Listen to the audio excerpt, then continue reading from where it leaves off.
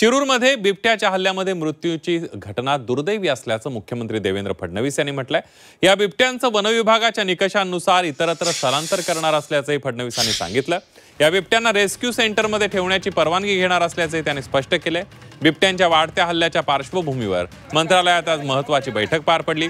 यावेळेला वनमंत्री गणेश नाईकही उपस्थित होते। 20 दिवसात शिरूर तालुक्यात बिबट्यांच्या हल्ल्यात 3 हल्ल्याच्या घटना झालेल्या असल्याची माहिती गणेश नाईक यांनी दिली आहे।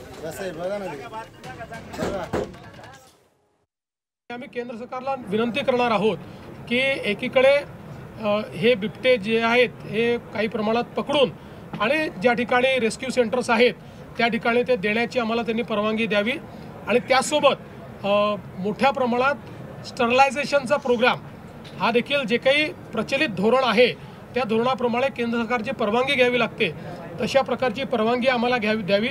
कारण आता जो काही आपल्याकडे जंगलाचा किंवा बाकी जो एरिया आहे त्याच्या तुलनेत ही संख्या मोठी झालेली आहे आणि म्हणून स्टरलायझेशनचा देखील एक प्रोग्राम हातामध्ये घेण्याच्या संदर्भात आम्हाला त्यांनी परवानगी द्यावी।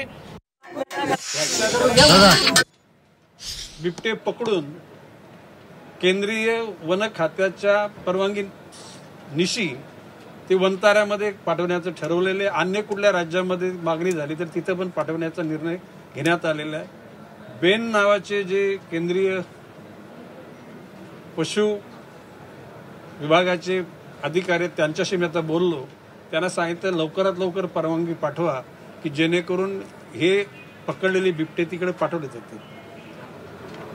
आज ज्या परिसरामध्ये जी घटना घडली त्या परिसरात सकाळी 5-5:30च्या दरम्यान एक बिबट्या जेरबंद झाला आणि तोच नरभक्षक असावा अशा प्रकारची अधिकाऱ्यांची भूमिका आहे।